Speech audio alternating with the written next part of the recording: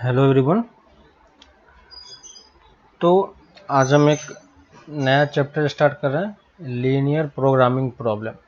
ठीक है, इसको शॉर्ट फॉर्म में इस तरीके से LPP भी बोला जाता है और नेम है इसका linear programming problem.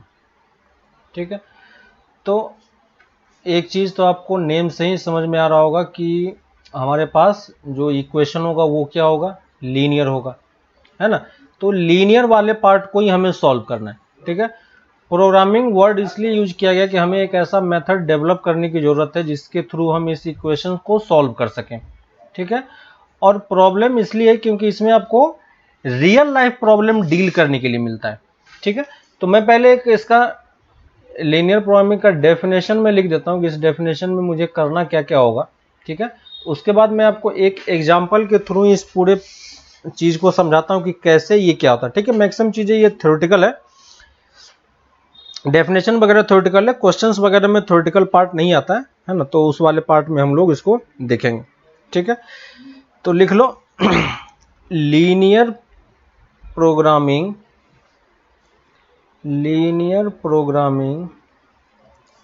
Is defined as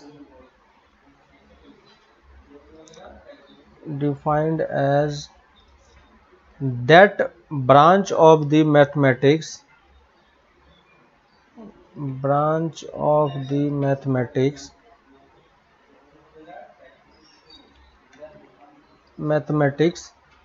which deals with the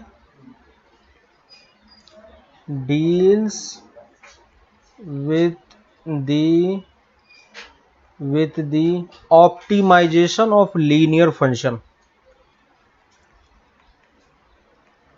है ना। ऑप्टिमाइजेशन मतलब क्या हो गया, यहाँ पे देखो इसी टाइप का आपको वर्ड कुछ कुछ सुनने को मिलेगा। ऑप्टिमाइजेशन मतलब क्या होता है कि फंक्शन को मैक्सिमाइज करना और या नहीं तो मिनिमाइज करना।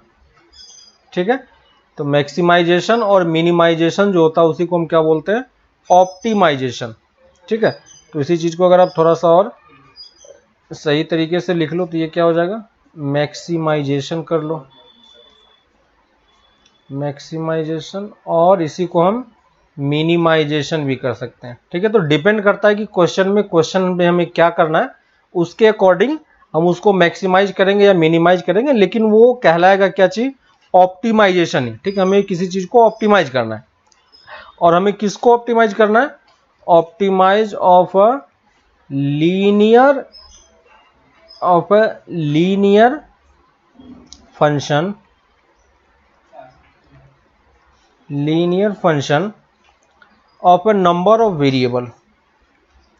of a number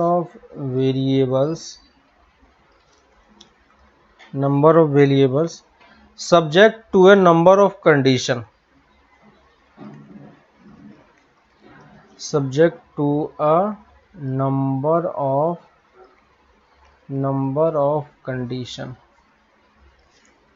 ठीक है, number of condition on the variable. तो वेरिएबल में हमारे पास कुछ कंडीशन होगा, उस कंडीशन के अकॉर्डिंग हमें क्या करना है, अपने फंक्शन को क्या करना होगा, हमें ऑप्टिमाइज करना होगा। ठीक है, और ये कंडीशन किस फॉर्मेट में होता है, in the form of linear inequality, है ना, in the form of linear inequalities और linear inequalities in the variable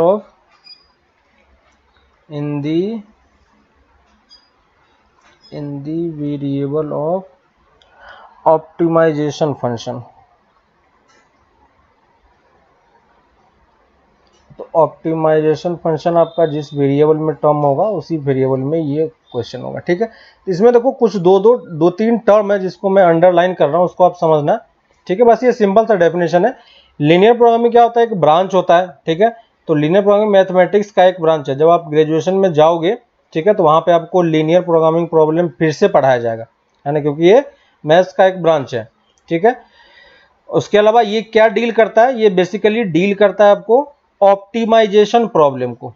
ठीक है, ऑप्टिमाइजेशन मतलब क्या हो गया कि हमें किसी रियल लाइफ प्रॉब्लम को हमें क्या करना पड़ सकता है, मैक्सिमाइज या मिनिमाइज करना पड़ सकता है। कैसे में मैक्सिमाइज मिनिमाइज करना होगा, जैसे अगर हमारा कोई शॉप है, ठीक है, अगर मेरा कोई शॉप है तो मैं क्या चाहूंगा कि मेरा प्रॉफिट क्या हो, मैक्सिमम हो, है ना। तो हमारे पास कुछ ऐसा स्ट्रेटजी होगा कि जिसके अकॉर्डिंग हम अपने शॉप का जो आपका प्रॉफिट है ना, जो प्रॉफिट है उसको हम मैक्सिमाइज करने का ट्राई करेंगे। तो यहाँ पे जो हमारा प्रॉफिट है वो क्या होगा, प्रॉफिट हमारा ऑप्टिमाइज होगा, है ना।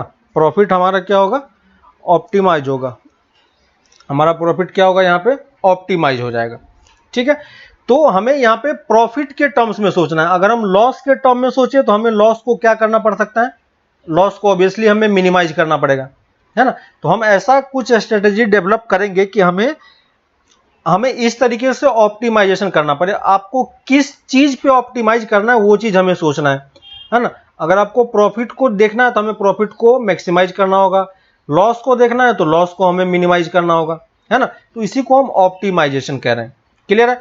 और ये जो ऑप्टिमाइजेशन प्रॉब्लम होगा ये कैसा फंक्शन होगा, एक लीनियर फंक्शन होगा। ठीक है, और ये चीज आपको एलपीपी के नेम से भी समझ में आ रहा है कि हमें लीनियर प्रॉब्लम को ही सॉल्व करना है। ठीक है, तो आपका जो ये ऑप्टिमाइजेशन प्रॉब्लम होगा वो एक लीनियर फंक्शन होगा। ठीक है, अब लीनियर फंक्शन होगा तो अब साथ ही साथ उसमें कुछ वेरिएबल्स होंगे, नंबर्स ऑफ वेरिएबल, है ना, फंक्शन होगा। लेकिन यहां पे हम बेसिकली किस टाइप के वेरिएबल को डील करेंगे, जिसमें सिर्फ दो ही वेरिएबल हो। ठीक है, क्योंकि हम अभी तक सिर्फ 2D तक पढ़ पाए हैं, है ना। कार्टेशियन में हम लोगों ने 2D तक पढ़ा है, वेक्टर में हमने 3D तक गए हैं। तो क्योंकि ये कार्टेशियन वाला प्रॉब्लम होता है, ठीक है, अलजेब्रिक प्रॉब्लम है, तो अलजेब्रिक में हम 2D तक ही लिमिटेड है अभी के लिए। ठीक है, तो 12th में आपको, तो यहाँ पे जो आपको वेरिएबल मिलेगा वो वेरिएबल कितने वेरिएबल मिलेंगे, 2 वेरिएबल ही मिलेगा। ठीक है, तो ये समझ में आ रहा है। उसके बाद हमारे पास कुछ कंडीशन होंगे, number of condition on the variable. जो आपके पास 2 वेरिएबल होगा वो वेरिएबल कुछ कंडीशन के अंडर वर्क करेगा। कैसा कंडीशन होगा वही मैं अभी आपको एग्जांपल लेके बता रहा हूं। और वो जो कंडीशन होगा वो आपका किस फॉर्मेट का होगा, लीनियर इनइक्वालिटी के फॉर्मेट का होगा। ठीक है, तो ये इसका डेफिनेशन है। अब देखो कि कैसे हमें क्वेश्चन आपको करने के लिए मिल सकता है। मैं बस आपको एक एग्जांपल के थ्रू समझाता हूं। ठीक है, और इसके बाद हम लोग कुछ कुछ डेफिनेशंस भी लिखेंगे जहां पे मैं आपको ये चीज बताऊंगा कि कैसे कैसे क्या होता है। ठीक है, जैसे मान लो, ठीक है, मैं आपको एक एग्जांपल के थ्रू ये जो डेफिनेशन है इस डेफिनेशन को मैं एक्सप्लेन करता हूं आपको, ये चीज आप समझो थोड़ा सा। ठीक है, अगर ये समझ आओगे तो बाकी सारा प्रॉब्लम बस इजीली हो जाएगा। ठीक है, तो मान लो कि एक कोई एक आदमी है जिसका फर्नीचर का शॉप है। ठीक है, और उसके पास 2 आइटम है। ठीक है, यहां पे मेरे पास क्या है, फर्नीचर का शॉप है, और इस फर्नीचर के शॉप में इसके पास, मान लो कि अभी के लिए इसके पास 2 आइटम है। एक तो वो चेयर को डील करता है और एक उसके पास टेबल को डील करता है। ठीक है, तो चेयर और टेबल उसे वो डीलिंग कर रहा है इस तरीके से। ठीक है, और उसके पास जो है एक चेयर बनाने पे उसे कितना कॉस्ट आता है, एक चेयर बनाने पे मुझे उसे मान लो कि 500 का कॉस्ट आता है ना। तो चेयर का कॉस्ट कितना होगा, चेयर का कॉस्ट मान लो कि 500 में उसे एक मिलता है। और टेबल बनाने के लिए, एक टेबल उसे डिजाइन करने में उसे कितना लग जाता है, 2500 रुपये लग जाता है। ठीक है, तो ये दोनों मतलब समझ में आ रहा है आपको। देखो ये सब इस टाइप का प्रॉब्लम आपको रियल लाइफ प्रॉब्लम आपको देखने को मिलेगा। ठीक है, तो एक टेबल बनाने के लिए उसे 2500 लग रहा है और एक चेयर बनाने के लिए उसे कितना लग रहा है, एक चेयर में उसे 500 का वो हो रहा है। ठीक है, और साथ ही साथ जब वो एक टेबल को बना के वो उसको बेचता है, ठीक है, तो एक टेबल पे उसे और एक चेयर पे जो उसका प्रॉफिट है, ठीक है, एक चेयर और टेबल पे जो उसके पास प्रॉफिट है वो उसको चेयर पे उसे 75 रुपीज का प्रॉफिट होता है। ठीक है, चेयर पे उसे 75 रुपीज का प्रॉफिट होता है और टेबल पे उसे 250 रुपीज का प्रॉफिट होता है। ठीक है, तो ये हमारा कौन सा कॉलम है समझ में आ रहा है। एक हमारा हो गया चेयर को बनाने का कॉस्ट, ये हमारे पास बनाने का कॉस्ट है। ठीक है, और एक उसके पास ये प्रॉफिट वाला है कि उसके पास हर एक डिजाइन का ये 2 टाइप के प्रोडक्ट है उसके पास, दोनों का इसका प्रॉफिट ये होने वाला है। ठीक है, अब मान लो अब उसे अगर बेचना होगा तो सोचो कि उसे मैक्सिमम प्रॉफिट, ऑब्वियसली हमें इस केस में क्या करना है, अपने प्रॉफिट को मैक्सिमाइज करना है। ठीक है, तो प्रॉफिट को मैक्सिमाइज करने के लिए आप क्या सोचोगे कि मैं मैक्सिमम से मैक्सिमम टेबल बनाऊं, है कि नहीं? या अगर मैं सारे टेबल बनाता हूं तो मुझे एक टेबल पे 250 का प्रॉफिट होगा, तो मैं जितने ज्यादा टेबल बेचूंगा उतना ज्यादा मेरा प्रॉफिट होगा।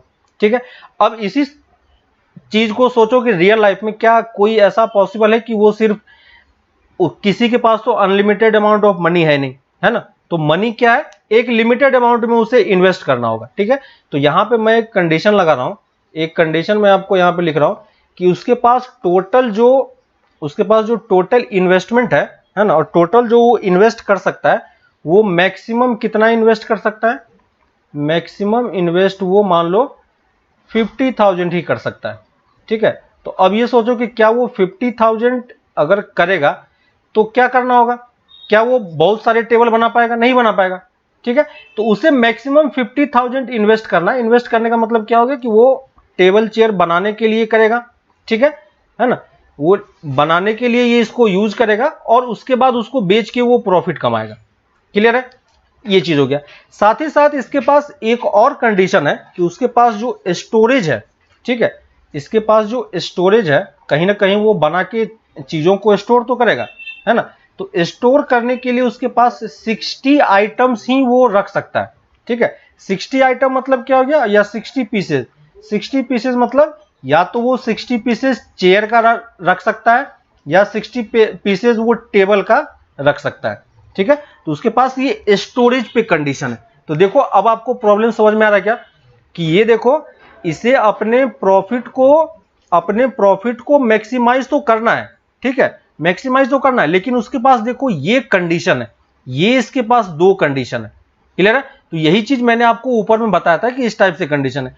अब सोचो कि अगर मान लो कि वो पूरे 50,000 को, है ना, अगर वो पूरा 50,000 वो खर्च कर देता है चेयर बनाने में, तो टोटल चेयर वो कितना बना पाएगा, है ना? टोटल चेयर वो कितना बना पाएगा, है ना? तो इफ टोटल इन्वेस्टमेंट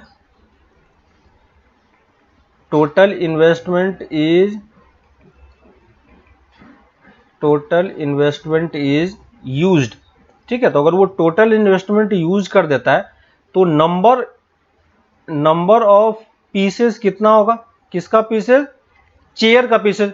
तो 500 एक चेयर का है, 50,000 उसे बनाना है, तो टोटल वो चेयर कितना बना सकता है, 100 चेयर बना सकता है।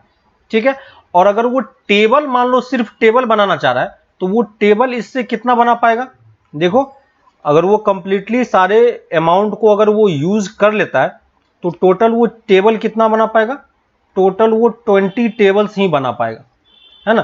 तो टोटल ये 100 चेयर बना, अगर वो सारा यूज कर लेता है तो। ठीक है, और ये इसके यहाँ पे 20 टेबल वो बना सकता है।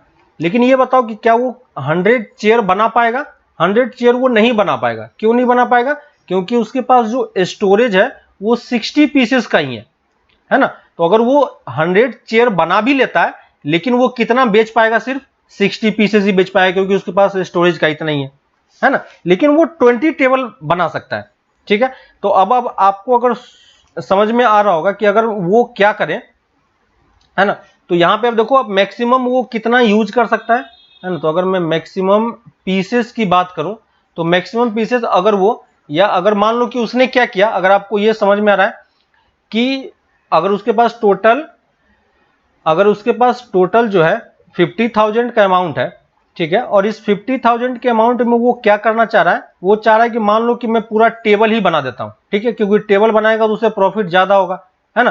तो मैं देखता हूं कि वो टेबल कितना बना सकता है। ठीक है, तो देखो मैं यहां लिख रहा हूं इफ, कंडीशन 1 में लिख रहा हूं, ठीक है, कंडीशन 1 इफ, है ना, 50,000, if 50,000 is used to make chairs, मान लो मैं पहले चेयर वाला केस ले रहा हूं, ये वाला केस ले रहा हूं, ठीक है, तो अगर वो चेयर यूज करेगा तो चेयर में वो मान लो कि उसने सारे पैसे का चेयर ही बना लिया, ठीक है, लेकिन वो कितने सोल्ड कर पाएगा, सोल्ड वो ओनली सिर्फ 60 कर पाएगा, है ना, सॉरी हाँ 60 कर पाएगा क्योंकि उसके पास 60 का ही स्टोरेज है। तो उसके पास अगर वो सिर्फ चेयर बेच करता है, चेयर सेल करता है, ठीक है, if only chair is sold, तो उसके पास प्रॉफिट कितना होगा, देखो टोटल प्रॉफिट कितना होगा उसके पास, यहाँ पे 75 इंटू 60, है ना, 75 इंटू 60, क्लियर है। तो कितना हो गया इसके पास, तो अगर ये 75 इंटू 60 करोगे तो कितना आ जाएगा 4500। तो इसके पास 4500 का प्रॉफिट होने वाला अगर वो सिर्फ चेयर रखता है तो, ठीक है। दूसरा मैं केस ले लेता हूं, if 50,000 is used to make table, ठीक है, तो है ना, और इसी में ये पहला कंडीशन हो गया, ठीक है, और इसी में if only table is sold, तो अगर वो सिर्फ टेबल को सोल्ड करता है तो एक टेबल पे उसे 250 रुपीज का क्या है ना, 250 का है ना, 250 का उसे क्या करना है, 250 का उससे प्रॉफिट होने वाला है। और टोटल वो कितना बना सकता है, 20 बना सकता है, और ये 20 रख भी सकता है क्योंकि उसके पास 60 का स्पेसेस है, ठीक है। तो मैक्सिमम वो 20 चेयर बना सकता है। इसको मल्टीप्लाई करोगे तो आपके पास कितना आएगा, टोटल प्रॉफिट 5000, ठीक है। तो यहां पे देखो ये मेरे पास दो टाइप का प्रॉफिट मिला। एक प्रॉफिट क्या मिला, एक प्रॉफिट मेरा ये है, ये मेरा प्रॉफिट 1 है, कब होगा, जब उसने सिर्फ चेयर को सोल्ड किया होगा। और ये मेरा क्या है, प्रॉफिट है जब उसने सिर्फ टेबल को सोल्ड किया होगा, क्लियर है। तो अब बताओ मुझे कि वो कौन सा आइटम उसे रखना चाहिए कि उसे ज्यादा प्रॉफिट हो। तो आपको यहां पे लग रहा होगा कि अगर वो सिर्फ टेबल रखता तो उसे ज्यादा प्रॉफिट होता है ना, लेकिन ऐसा केसेस नहीं है क्योंकि हमने और केसेस नहीं देखे। हो सकता है कि उसे कुछ चेयर और कुछ टेबल का ऐसा कॉम्बिनेशन मिले जहां पे उसे, है ना, आपको ये अभी लग रहा होगा कि उसे सिर्फ कितना फायदा हो सकता है, उसे सिर्फ मैक्सिमम 5000 का प्रॉफिट हो सकता है ना। लेकिन देखो अगर मैं एक ऐसा कंडीशन आपको बताऊं, उसे टोटल 60 रखने हैं, है ना। तो अगर मैं आपको एक ऐसा दूसरा कंडीशन बताऊं कि मान लो उसे, है ना, वो कुछ और कंडीशन भी चूज कर सकता है। मान लो मैं उसे 10 टेबल और 50 चेयर रखता है, क्या ये रखा जा सकता है, हाँ रखा जा सकता है। क्यों, क्योंकि उसे 10 टेबल बनाया जा सकता है और 50 चेयर भी बना सकता है, ठीक है। अमाउंट देखोगे तो 50,000 से ज्यादा क्रॉस नहीं करेगा, ठीक है। और टोटल स्पेसेस कितना है, 60 पीसेस अभी भी हो रहा है, तो ये कॉम्बिनेशन भी वो रख सकता है। और यहां पे देखो टेबल पे उसे कितने का फायदा होने वाला है, 250 का, और चेयर पे उसे कितने का फायदा होने वाला है, 75 का।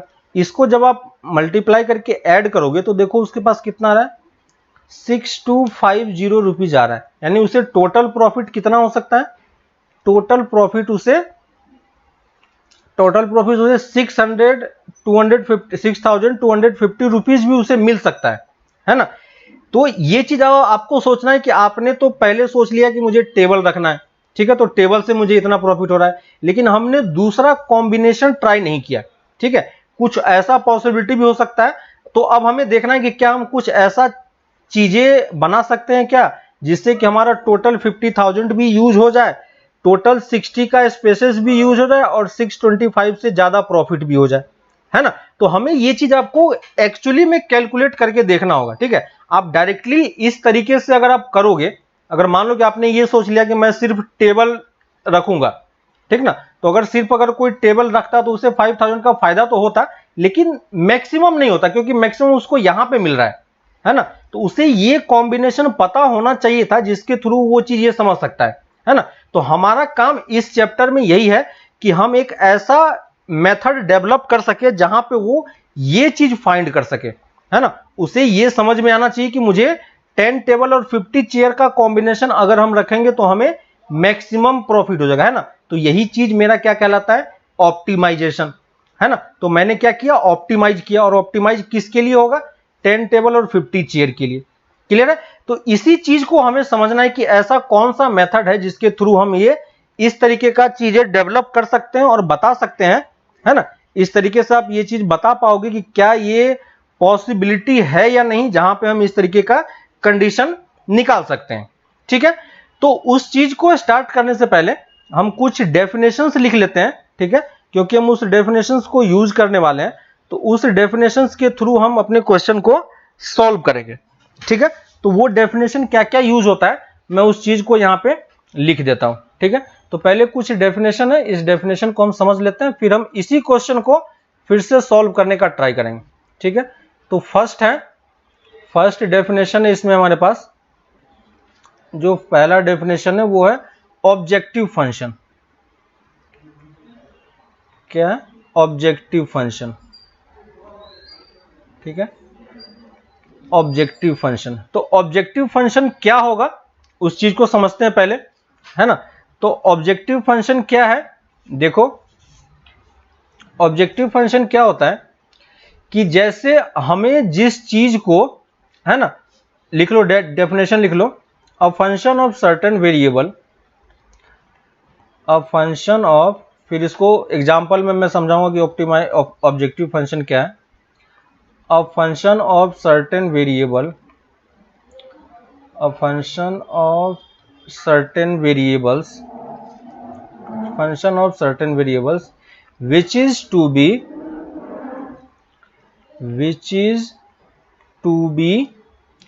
maximized or minimized, which is to be maximized और minimized, और मैक्सिमाइजेशन और मिनिमाइजेशन को ही हम क्या करते हैं, क्या बोलते हैं, ऑप्टिमाइजेशन, है ना। तो हमें एक्चुअली में करना क्या है, ऑप्टिमाइज करना है।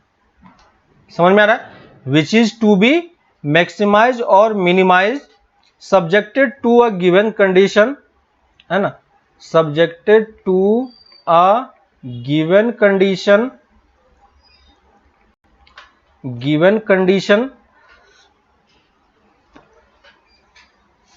on the variable of given condition on the variables, है ना, given condition on the variable of the function, है ना। ठीक है, तो ये हमारा क्या कहलाएगा, कंडीशन कहलाएगा, इज कॉल्ड ऑब्जेक्टिव फंक्शन। तो यही क्या हमारा, इज कॉल्ड ऑब्जेक्टिव फंक्शन। ठीक है, अब यहां पे देखो, अगर मैं इस ऊपर वाले एग्जाम्पल को मैं थोड़ा सा इसको मैं चेंज करता हूं और आपको मैं बताता हूं कि इसमें मैं क्या क्या चीजें लिख सकता हूं। ठीक है, तो यहां पे देखो कि अगर मैं आपको ये बोलूं, ठीक है, अगर मैं आपको ये बोलूं कि उसने मान लो कि x नंबर ऑफ टेबल खरीदे। ठीक है, उसने क्या किया, मान लो कि हमें नहीं पता कि उसने कितना टेबल और कितना चेयर खरीदा है। ठीक है, तो मैं बोल रहा हूं कि उसने x टेबल लिया और y चेयर लिया। ठीक है, एक चेयर का प्रॉफिट ये है, ये सब कुछ हमें पता है। ठीक है, अब देखो हम यहां पे ऑब्जेक्टिव फंक्शन कैसे बना सकते हैं। ठीक है, तो ऑब्जेक्टिव फंक्शन के लिए हमें क्या करना होगा, अगर मैं इस वाले क्वेश्चन में आपको ऑब्जेक्टिव फंक्शन बताऊं कि ऑब्जेक्टिव फंक्शन क्या होगा, तो हमें एक्चुअली में अपने प्रॉफिट को क्या करना है, मैक्सिमाइज करना है। ठीक है, तो मैं पहले टोटल प्रॉफिट निकालूंगा कि टोटल प्रॉफिट मेरा क्या होगा। ठीक है, तो यहां पे देखो टोटल प्रॉफिट आपका कैसे मिलेगा, तो एक चेयर को बेचने का प्रॉफिट हमें पता है, एक टेबल को बेचने का प्रॉफिट हमें पता है, कितने टेबल और कितने चेयर हमने एज्यूम किया ये समझ में आ रहा है, एक्स और वाई की वैल्यू हमें निकालनी है ना। तो यहां पे अगर मैं वेरिएबल के टर्म्स में लिखूं तो उसे चेयर से कितना फायदा होगा, चेयर से उसे 75 इंटू वाई का फायदा होगा। क्लियर है, और 75 इंटू वाई का फायदा होगा, क्लियर है, और टेबल से उसे कितने का फायदा होगा, 250 इंटू एक्स, दोनों को हम ऐड कर देंगे तो यही हमारा क्या बन जाएगा, इसको मैं बोल रहा हूं प्रॉफिट। ठीक है, यही हमारा क्या टोटल प्रॉफिट है, और इस प्रॉफिट को मैं क्या बोल रहा हूं, जेड बोल रहा हूं। क्लियर है, तो हमें एक्चुअली में करना क्या है, इसी जेड को मैक्सिमाइज करना है, इसी जेड को हमें क्या करना है, मैक्सिमाइज करना है। तो यही हमारा क्या बन जाएगा, ऑब्जेक्टिव फंक्शन। क्लियर हो गया क्या, इसी को हम क्या बोलेंगे, यही हमारा क्या हो जाएगा, ऑब्जेक्टिव फंक्शन, है ना। तो ये ऑब्जेक्टिव फंक्शन कैसे बन रहा है समझ में आ रहा है ना, कैसे मैंने किया, तो मुझे क्वेश्चन में था कि मुझे प्रॉफिट को मैक्सिमाइज करना है, तो मुझे टेबल और चेयर का प्राइसेस मुझे नहीं पता था, है ना। टेबल और चेयर में हमें, है ना, टेबल और चेयर में कितना टेबल और कितना चेयर होने वाला है वो हमें नहीं पता, तो मैंने एक्स और वाई के टर्म्स में निकाल लिया, ठीक है। और एक्स और वाई के टर्म में सॉल्व करके मैंने ये टोटल प्रॉफिट निकाला, जिसको मैंने जेड मान लिया, ठीक है। तो यही हमारा क्या हो जाएगा, आपका ऑप्टिमाइज, यही हमारा फंक्शन हो गया, जिससे हमें क्या करना है, ऑप्टिमाइज करना है, ठीक। तो इसी को हम क्या बोलेंगे, ऑब्जेक्टिव फंक्शन, ठीक है। और ऑब्जेक्टिव फंक्शन हमेशा आपका किस फॉर्मेट का दिखेगा, z equal to a x plus b y, ठीक है। ये हमेशा इसी फॉर्मेट का होगा, क्लियर है। A x plus b y format का आपका ऑब्जेक्टिव फंक्शन होगा। यहां पे ए और बी आपको समझ में आ रहा है, क्योंकि दो वेरिएबल में ही काम होगा, तो हमारा वेरिएबल यहां पे क्या है, एक्स और वाई है। तो इन जनरल फॉर्मेट में कोई भी क्वेश्चन हो, वहां पे आपको दो वेरिएबल लेना है, एक्स और वाई के टर्म में, और जिसको भी आपको प्रॉफिट को मैक्सिमाइज करना हो, मिनिमाइज करना हो, पहले आप वो फंक्शन एक्स वाई में क्रिएट कर लो और उसको आप जेड कर लो, ठीक है। तो यही जेड हमें क्या करना है, जेड को हमें क्या करना है, z has to be optimized, है ना, optimized depending on the condition कि आपको जेड को करना क्या है। प्रीवियस एग्जांपल में मुझे जेड को क्या करना था, मैक्सिमाइज करना था, ठीक है। तो ये पहला डेफिनेशन हो गया ऑब्जेक्टिव फंक्शन का, ऑब्जेक्टिव फंक्शन क्या होता है, ठीक है। दूसरे डेफिनेशन पे आते हैं। इसी में एक दूसरा डेफिनेशन भी है जिसमें बोलते हैं कंस्ट्रेंट। दूसरा डेफिनेशन क्या है हमारे पास, कंस्ट्रेंट। अब कंस्ट्रेंट हम किसको बोलेंगे, जो कंस्ट्रेंट को ही हम क्या बोलते हैं, कंडीशन बोलते हैं, ठीक है। जो आपको कंडीशन दिया हुआ था, जिस कंडीशन के अंडर में आपको फंक्शन को मैक्सिमाइज और मिनिमाइज करना था, ठीक है। तो कंस्ट्रेंट का कंस्ट्रेंट का डेफिनेशन लिख लो, the condition on the variable, the condition on the variable, the condition on the variables of an objective function, variables of an objective function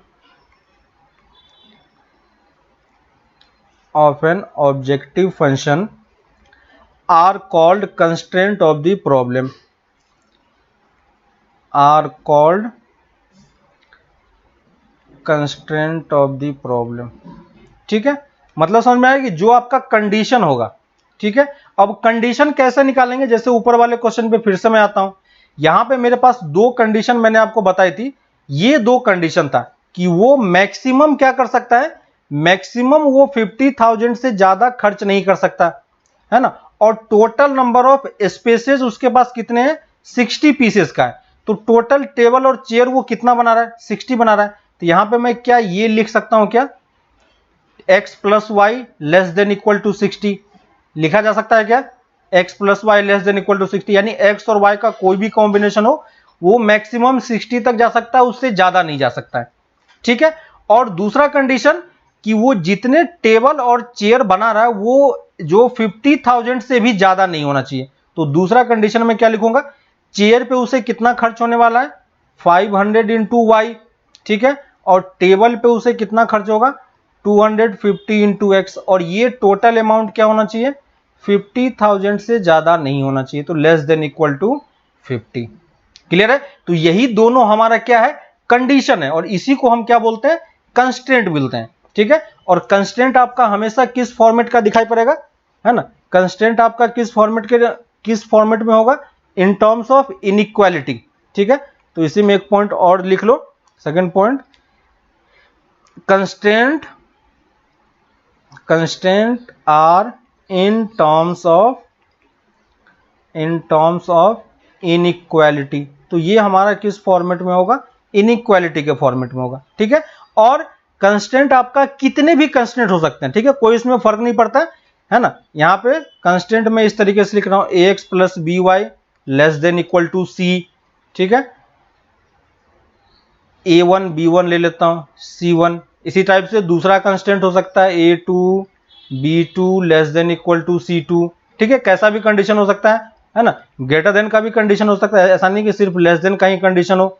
a3x plus b3y greater than equal to c3 भी हो सकता है, ठीक है। Maximum time पे आपको ये condition हमेशा बाय डिफॉल्ट मिल जाएगा, ठीक है। x greater than equal to 0, y greater than equal to 0, ठीक है। तो ये आपका बाय डिफॉल्ट कंडीशन इस वाले पार्ट में होगा, क्योंकि आप क्वेश्चन को पढ़ोगे तो आपको समझ में आ जाएगा।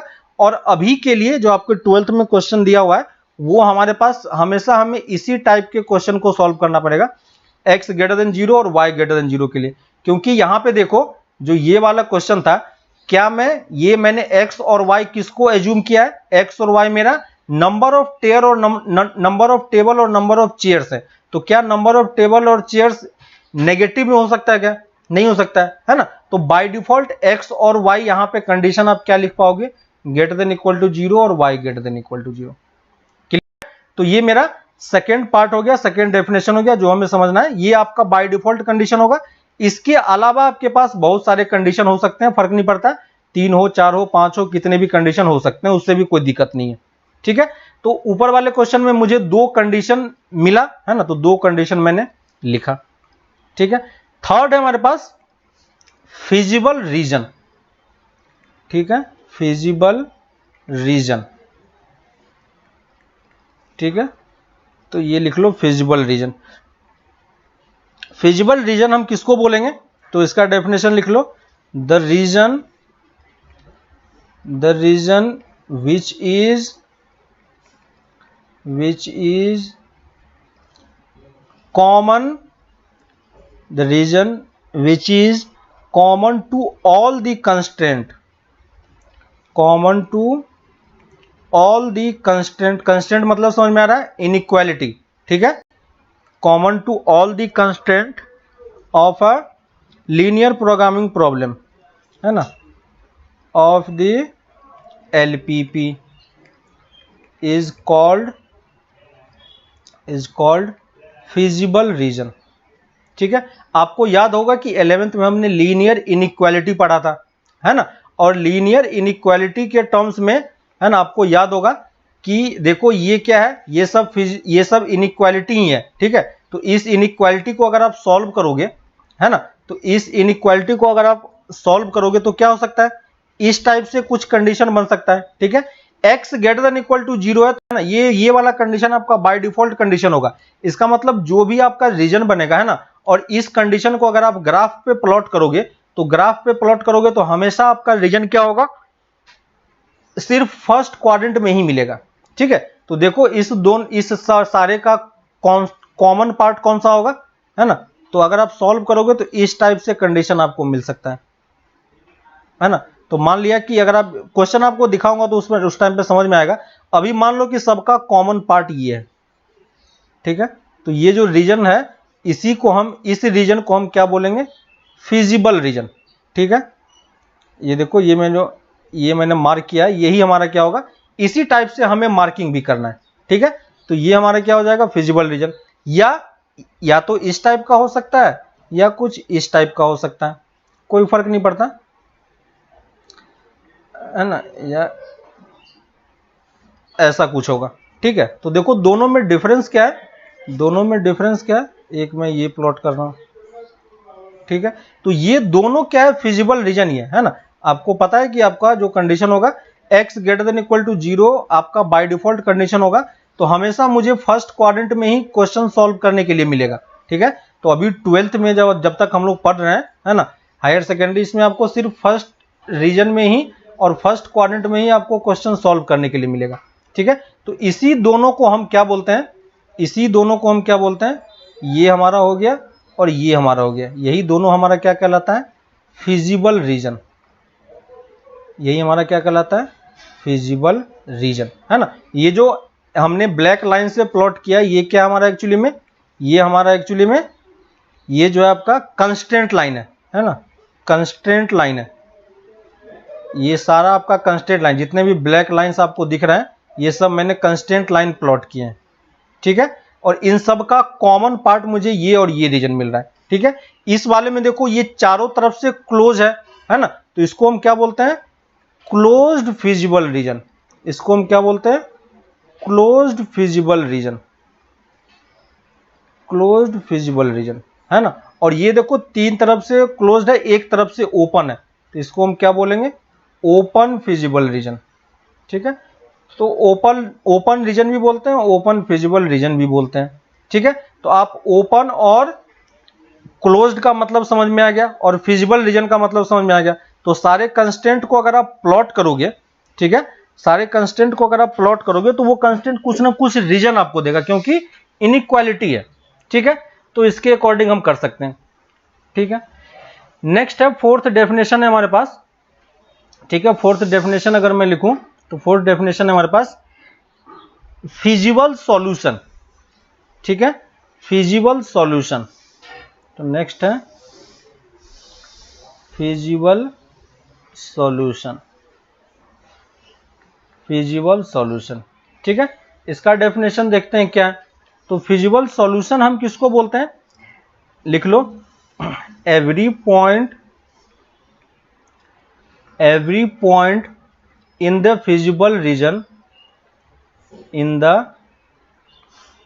the feasible region, every point in the feasible region is called of LPP is called feasible solution, ठीक है। तो देखो इसमें हमारे पास कितने फिजिबल सॉल्यूशन होंगे, इसमें हमारे पास कितने फिजिबल सॉल्यूशन होंगे, इनफाइनाइटली, क्योंकि इस रीजन में मेरे पास इनफाइनाइटली मेनी पॉइंट्स हैं, दिख रहा होगा। इसमें और इसमें हमारे पास कितने पॉइंट्स हैं, इनफाइनाइटली मेनी पॉइंट्स हैं, क्योंकि ये रीजन मार्क हुआ है, शेड हुआ है, तो ये सारे पॉइंट्स उसके फिजिबल सॉल्यूशन कहलाते हैं, ठीक है। तो टोटल हमारे पास इनफाइनाइटली मेनी सॉल्यूशन है, ठीक ना, है ना, इनफाइनाइटली मेनी फिजिबल सॉल्यूशन है, लेकिन उसमें से हमें वो सॉल्यूशन खोजना है जो क्या हो, है ना, क्योंकि आप एक ही आंसर हो सकता है, क्योंकि सारे आंसर पॉसिबल नहीं है, ठीक है। तो उसके बाद आते हैं हम लोग ऑप्टिमल फिजिबल सॉल्यूशन पे। नेक्स्ट डेफिनेशन है ऑप्टिमल फिजिबल सॉल्यूशन, ठीक है। तो ये फिफ्थ डेफिनेशन है हमारे पास, ऑप्टिमल फिजिबल सॉल्यूशन, ठीक है। लिख लो, अ पॉइंट, इसका डेफिनेशन लिख लो, a point in the feasible region, a point in the feasible region of LPP is called optimal feasible solution, है ना, is called optimal feasible solution if the objective function of given of a given LPP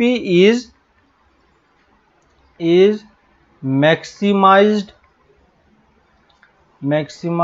or minimised, है ना, maximised और minimised at that point, clear है। यानी ये जो मेरे पास फिजिबल रीजन है, इस फिजिबल रीजन के अंदर जितने भी पॉइंट्स है वो सारे पॉइंट्स क्या है, फिजिबल सॉल्यूशन है ना। लेकिन इस फिजिबल सॉल्यूशन में कुछ ही पॉइंट होंगे जहां पे मेरा जो ऑब्जेक्टिव फंक्शन है वो क्या होगा, हमारा मैक्सिमम या मिनिमम होगा, क्लियर है, हमारा वो मैक्सिमम या मिनिमम होगा। तो उसी पॉइंट को हम क्या बोलते हैं, ऑप्टिमल फिजिबल सॉल्यूशन। और आपके पास जो है ना, जो आपके पास ऑब्जेक्टिव फंक्शन है ना, ऑब्जेक्टिव फंक्शन किस फॉर्मेट का था, z equal to ax plus by, है ना। इसमें आपको x0 और y0 ऐसा पुट करना है जिसके लिए ये z क्या हो जाए, मैक्सिमम हो जाए या मिनिमम हो जाए, क्लियर है ना। तो ये पूरा कंप्लीट डेफिनेशन है एलपीपी का, ठीक है। तो एलपीपी अगर आपको दिखेगा कैसे, जब आप क्वेश्चन देखोगे तो आपको या तो एक ये ऑब्जेक्टिव फंक्शन गिवन होगा, और ऑब्जेक्टिव फंक्शन किस फॉर्मेट का होगा, ax प्लस by के फॉर्मेट का होगा, ठीक है। और इसके अलावा मेरे पास कंस्ट्रेंट होगा, है ना, सब्जेक्टेड टू, इस टाइप से कंडीशन लिखा रहता है, सब्जेक्टेड टू, और यहां पे मेरे पास कुछ इनइक्वालिटी होंगे और कंस्टेंट होगा, है ना, b1y greater than equal to C1, है ना, A2x plus B2y less than equal to C2, इस टाइप से कितने भी कंडीशन होंगे, और एक बाय डिफॉल्ट कंडीशन मेरे पास ये होगा। क्लियर है ना। तो ये मेरा क्या हो गया, ये मेरा क्या हो गया, ये मेरा हो गया ऑब्जेक्टिव फंक्शन, है ना, ये मेरा क्या हो गया ऑब्जेक्टिव फंक्शन, और ये मेरा क्या हो गया कंस्ट्रेंट हो गया, ये क्या हो गया मेरा कंस्ट्रेंट हो गया। ठीक है, इसी दोनों को, है ना, इसको हम क्या करेंगे, इसको हम यूज करके, इस कंस्ट्रेंट को यूज करके हम एक फिजिबल रीजन फाइंड करने का ट्राई करेंगे। ठीक है, हो सकता है वो फिजिबल रीजन ओपन हो, या हो सकता है वो फिजिबल रीजन क्लोज्ड हो। ठीक है, इस पर्टिकुलर एग्जांपल में मैं ये मान ले रहा हूं कि मेरा फिजिबल रीजन ये है, तो जो अब क्वेश्चन करूंगा तो वहां पे आपको और डिटेल में क्लियर होगा। ये हमारा एक फिजिबल रीजन है। ठीक है, इस फिजिबल रीजन में कितने हमारे पास पॉइंट है, यहां पे मेरे पास इनफाइनाइटली मेनी पॉइंट्स हैं। ठीक है, इस फिजिबल रीजन में मेरे पास इनफाइनाइटली मेनी फिजिबल सॉल्यूशन है। ठीक है, लेकिन इसमें से हमें एक ऐसा पॉइंट खोजना है x0 y0 टाइप का। ठीक है ना, अगर इस रीजन को अगर मैं R बोल देता हूं, ठीक है, तो हमें x0, y0 belong to R, है ना, R हमारा क्या फिजिबल रीजन है, तो x0, y0 belong to R, हमें एक ऐसा पॉइंट खोजना है जिसके लिए z क्या हो जाए हमारा मैक्सिमम हो जाए, अगर मैक्सिमाइज करना है, या मिनिमम हो जाए मिनिमाइज करना है। यानी अगर आप इस वाले फंक्शन में ये पुट करोगे तो आपका z क्या हो जाना चाहिए, है ना, मैक्सिमाइज या मिनिमाइज, है ना, तो यहाँ पे मैक्सिमम या मिनिमम लिख रहा हूं, या z ऑप्टिमम हो जाना चाहिए, है ना। तो यही आपका x0 y0 आपका क्या कहलाता है, x0 y0 आपका क्या कहलाएगा, ये x0 y0 ही हमारा क्या कहलाएगा ऑप्टिमल फिजिबल सॉल्यूशन, है ना, जो लास्ट वाला था यही हमारा क्या है ऑप्टिमल फिजिबल सॉल्यूशन, या डायरेक्टली इसको हम ऑप्टिमल सॉल्यूशन भी बोलते हैं, है ना। तो ये मेरा x0 y0 मेरा ऑप्टिमल सॉल्यूशन है, और पूरा काम हमें इसी x0 y0 खोजने पे लगाना है ना। तो इस चैप्टर में हमारा मैक्सिमम वर्क क्या होगा कि ये x0 y0 किसी तरीके से खोज के निकालना है। गिवन कंडीशन इस टाइप से होगा। ठीक है, या तो आपको ऑब्जेक्टिव फंक्शन गिवन होगा, तो ऑब्जेक्टिव फंक्शन गिवन होगा तो कैसे सॉल्व करना है ना, या नहीं तो अगर ऑब्जेक्टिव फंक्शन गिवन नहीं होगा तो आपको थ्योरेटिकली कुछ दिया होगा जहां से आपको पढ़ के ये ऑब्जेक्टिव फंक्शन कंस्ट्रक्ट करना है। ठीक है, तो एक बार किसी तरीके से आप, है ना, थ्योरेटिकल, जैसे मैंने स्टार्टिंग में कुछ थ्योरेटिकल क्वेश्चन आपको बताए थे, उसको धीरे धीरे करके मैंने इक्वेशन में लिखा था, वैसी टाइप का क्वेश्चन आपको यहाँ पे भी आएगा। तो या तो एक्सरसाइज जो आपका ये 12.1 वाला है, ठीक है, आप बुक में देखोगे, है ना, तो इस बुक में जो आपका पहला एक्सरसाइज है उसमें आपको क्वेश्चंस इसी फॉर्मेट में दिया हुआ है, डायरेक्टली वो आपको ऑप्टिमल फंक्शन आपको दे दिया है और कुछ कंडीशन दे दिया और बोल रहा है कि इस फंक्शन को मैक्सिमाइज करो या मिनिमाइज करो। ठीक है, नेक्स्ट चैप्टर में आपके पास ये फंक्शन नहीं दिया हुआ, ये फंक्शन आपको खुद से कंस्ट्रक्ट करना है, और ये कंडीशन भी आपको खुद से कंस्ट्रक्ट करना है। ये कंस्ट्रक्ट हो जाने के बाद फिर से सॉल्यूशन का प्रोसेस वही होगा जो 6.1 के थ्रू होगा। क्लियर है, तो अभी मैंने बस इसका डेफिनेशंस वगैरह आपको बताया कि कैसे कैसे सॉल्व करना है और क्या करना है। नेक्स्ट क्लास में हम लोग इसका प्रॉपर, है ना, क्योंकि हमें अभी सॉल्यूशन नहीं पता कि सॉल्यूशन कैसे निकालना है। ठीक है, तो नेक्स्ट क्लास में हम लोग इसका थ्योरम भी देखेंगे, और उस थ्योरम के बेसिस पे हम कैसे सॉल्यूशन कैलकुलेट करते हैं वो भी मैं आपको नेक्स्ट क्लास में बताऊंगा। तो इस चैप्टर में आपके पास करने के लिए अभी तक के लिए कुछ भी नहीं है। अभी आप पीछे वाला जो चैप्टर्स बाकी है उन सारे चैप्टर्स को, क्वेश्चन को कंप्लीट करो। ठीक है, बस इसमें बस इंफॉर्मेशन चैप्टर था, इंट्रोडक्शन था कि इसमें क्या क्या चीजें करना है वो मैंने बता दिया। नेक्स्ट क्लास से हम लोग इसका थ्योरम देखेंगे कि हमें 2-3 थ्योरम है जिसके बेसिस पे हम क्वेश्चन को सॉल्व करते हैं। ठीक है, तो नेक्स्ट क्लास से आपका न्यूमेरिकल पार्ट स्टार्ट होगा कि कैसे हमें क्वेश्चन को ऑब्जेक्टिव फंक्शन बनाना है, कैसे कंस्ट्रक्ट बनाना है, कैसे सॉल्यूशन फाइंड करना है, क्या क्या करना है, वो सारे स्टेप्स मैं आपको नेक्स्ट क्लास से बताऊंगा। ठीक है, तो अभी आप बाकी सारे क्वेश्चन ट्राई करो, फिर हम लोग इसी को नेक्स्ट क्लास में कंटिन्यू करते हैं। ठीक है, तो मिलते हैं हम लोग फिर नेक्स्ट क्लास में। ओके, चलो बाय।